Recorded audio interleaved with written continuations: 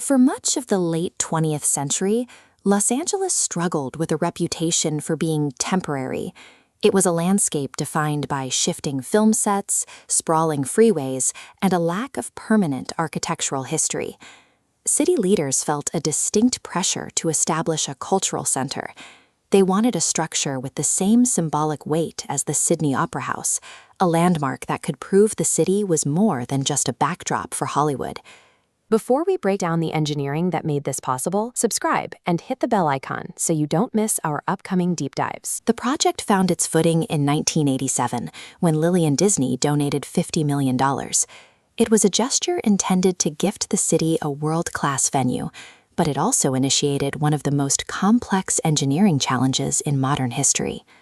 To lead the project, the committee selected Frank Gehry. His deconstructivist style was an intentional departure from traditional order, favoring fragmented shapes and fluid, asymmetrical walls that appeared to be in constant motion. Gehry's vision of billowing metallic sails was immediately controversial. In the early 90s, experts called it unbuildable because traditional drafting tools were incapable of calculating the loads for such a sculptural, nonlinear design. By 1996, the project appeared to be a total failure. The entire $50 million donation had been spent, yet the only thing actually built was a 6-story subterranean parking garage. With funding gone, construction was halted. For years, the dream of the concert hall was nothing more than a flat concrete slab sitting in a sea of asphalt parking lots. The project had become a financial nightmare. It was a stark reminder that a radical architectural vision is only as viable as the technology available to calculate its physics. When the project was resurrected in 1999, engineers faced the same original crisis. They had to mathematically prove that the hall's twisting, non-vertical walls would remain stable during an earthquake. Because traditional architectural tools failed, the team turned to CATIA, a high-end 3D modeling software used by French aerospace engineers to design fighter jets. This was a major shift toward building information modeling. Every single beam and panel was mapped digitally, allowing the engineers to feed precise coordinates directly into manufacturing machines. The team also had to account for the garage built years earlier. That foundation was never designed for the final hall's specific weight distribution, creating a massive structural puzzle. The solution was a 3-dimensional braced steel frame. This lightweight, flexible skeleton allowed the building's weight to be distributed evenly across the existing concrete garage. Workers assembled 11,000 unique pieces of steel to form the curves. Because of Gehry's design, some of the primary load-bearing columns had to be tilted 20 degrees off the vertical axis. To survive seismic activity, the nodes connecting the steel beams were designed to be flexible. Instead of snapping under pressure, the entire building is engineered to flex and sway, dissipating the energy of an earthquake. The structure is a direct result of aerospace math and seismic innovation, using steel to bridge the gap between a sculptural sketch and a standing building.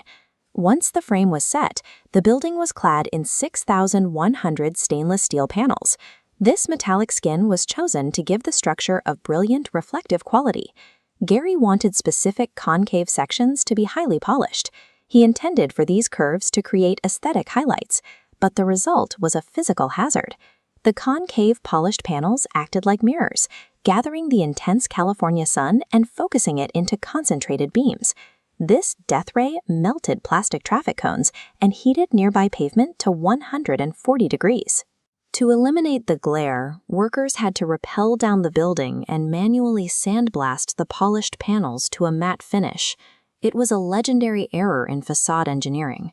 The building's beauty was aggressive, physically altering the temperature of the neighborhood it was built to serve.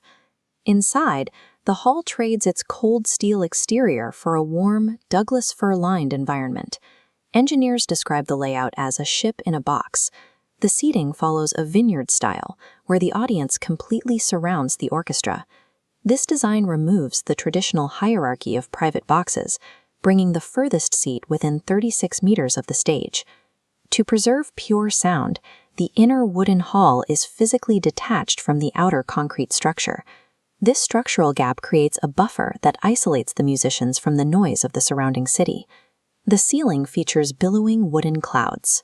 These curved surfaces are designed to diffuse sound waves identically to every seat in the house, ensuring acoustic clarity regardless of where you sit. Even the wood under the musician's feet is engineered for sound. The orchestra pit uses specific softwoods to enhance resonance during a performance. At the center is the pipe organ. While its jagged wooden pipes appear chaotic, they conceal over 6,000 metal pipes, each one integrated into the hall's precise acoustic calculations. The hall's completion in 2003 ended 16 years of site vacancy. Gary's Hall demonstrated that aerospace software could bridge the gap between sculptural sketches and structural stability. It provided Los Angeles with a physical anchor, proving the city's capacity for world-class engineering on a global stage.